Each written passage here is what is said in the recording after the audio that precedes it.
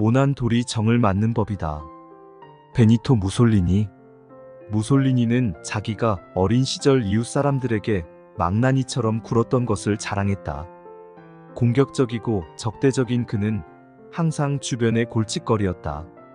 눈에 멍이 들고 코에 피를 흘리며 집으로 돌아오는 일이 빈번했고, 때로는 돌에 맞아 머리가 찢어진 채로 귀가하기도 했다. 하지만 집에서 멀리 떨어진 학교로 가게 되었을 때 그는 무척 여린 모습을 보였고, 고향에 대한 향수로 눈물을 흘리기까지 했다. 무솔리니의 아버지는 당대 가장 맹렬한 국제혁명가였고, 그는 멕시코 역사상 가장 과격한 혁명가인 베니토 후아레스의 이름을 따서 아들의 이름을 지었다. 무솔리니는 학교에서 퇴학당했고, 나중에는 스위스와 프랑스에서도 쫓겨났는데 평소의 과격한 행동 때문이었다. 그는 감옥을 11번이나 들락거렸다. 그는 엄청난 독서가이기도 했다. 한 번은 경찰이 그를 투옥시키려고 찾아왔을 때 이런 말을 하기도 했다. 부디 이 장을 다 읽을 때까지만 기다려주시오. 그럼 같이 가겠소. 인생의 여러 단계에서 그는 사회주의자, 공산주의자, 무정부주의자, 파시스트였다. 당연히 그 과정에서 많은 적들, 그것도 숙적들을 만들었다. 여러 사람이 그를 암살하려고 했다. 무솔리니의 모토는 위험하게 살기였으며 실제로 그렇게 살았다. 그는 펜싱을 배웠고 수많은 결투를 벌였다. 책상에는 단검 한 자루와 권총 2정을 두고 일했고, 책장에는 폭탄을 절반쯤 채워둔 상태로 비상사태에 대비했다. 적은 그를 죽이려 들었고 그도 그런 상황에 철저히 대비했다. 한 번은 이런 일도 있었다. 경찰이 사무실을 급습한 어느 가을날, 그는 서둘러 빈 난로에 폭탄을 감추었고, 그 사실을 모르는 사무실 사원은 폭탄이 여전히 난로에 있는 상태에서 불을 피웠다. 무솔리니가 1915년 이등병으로 입대하게 되었을 때는 사회주의 신문이 편집자이자 유명인사로 이름을 날리던 시기였다. 때문에 그는 참호에서 한참 떨어진 안전한 곳에서 소속 연대의 역사를 집필하게 해주겠다는 제안을 받았다. 그는 이에 벌컥 화를 내며 이렇게 말했다. 저는 여기 글을 쓰러 온 게 아닙니다. 싸우러 왔다고요. 얼마 뒤 그의 몸은 유탄의 파편으로 크게 찢겼다. 42군데를 다쳤고 상처를 모두 이으면 거의 1m가 될 수준이었다. 한 번은 이렇게 말했다.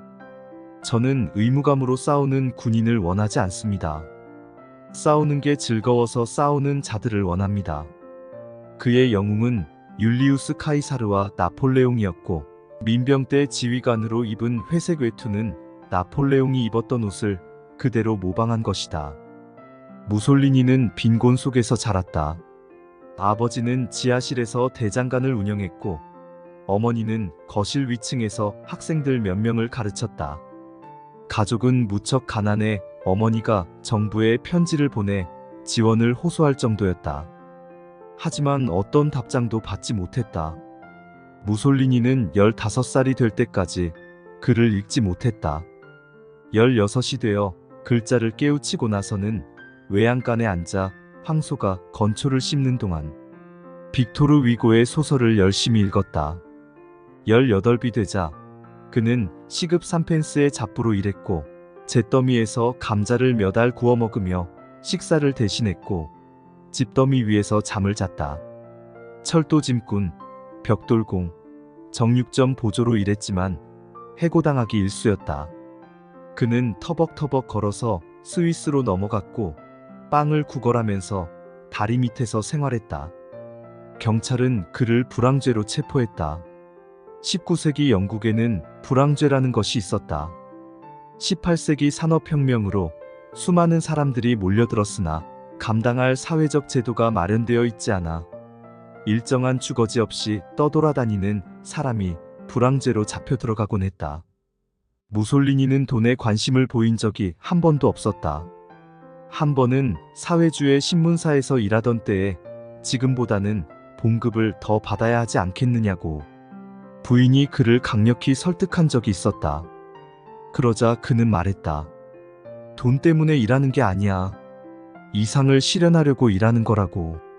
신문사가 봉급을 올려주겠다고 제안했을 때도 그는 거부했다.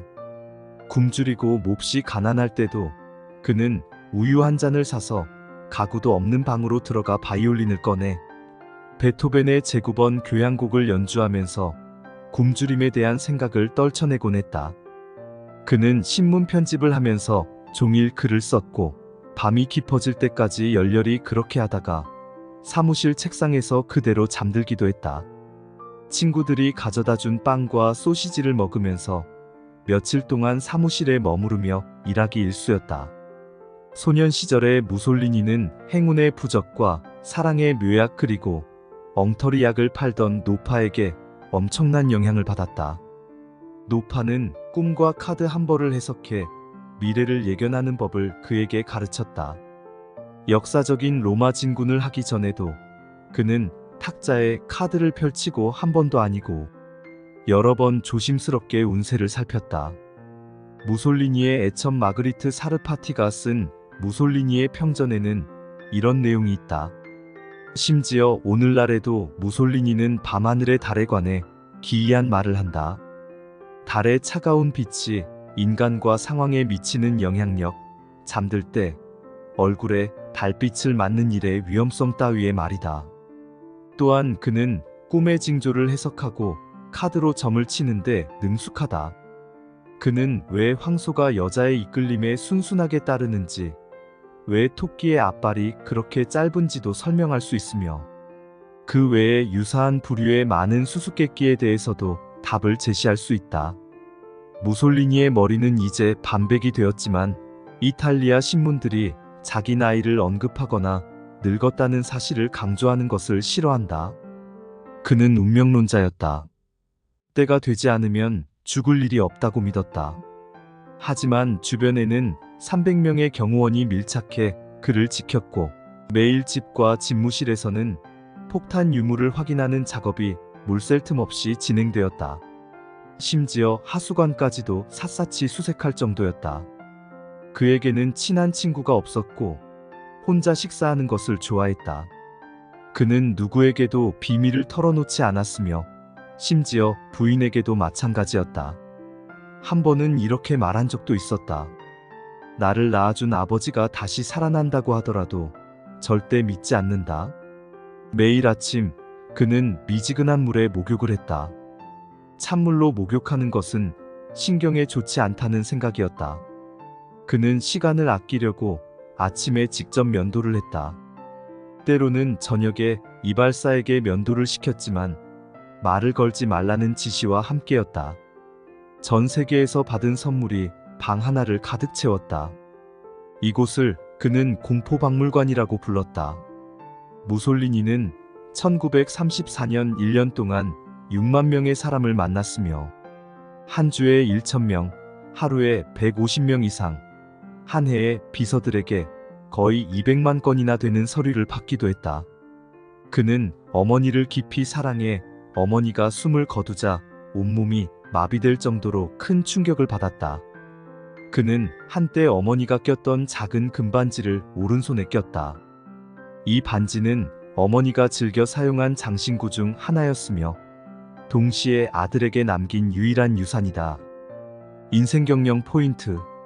이탈리아의 파시스트 독재자 무솔리니는 1922년에 로마로 진군해 최연소 총리가 되었고 정권을 잡았다. 이어 1924년 총선에서 승리해 절대 다수 의석을 확보했다. 이탈리아 국민들은 그의 권위를 존중했으며 천재라고 칭송했고 유럽과 미국에서도 높은 평가를 받았다. 그러나 그는 이탈리아 제국 건설이라는 황당한 꿈을 꾸면서 몰락하기 시작했다.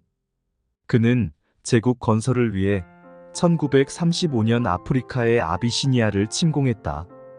제2차 세계대전이 발발한 후에 히틀러 편을 들면서 인기가 추락했고 독일의 보호가 없으면 정권을 유지하기 어려운 상태로까지 내몰렸다.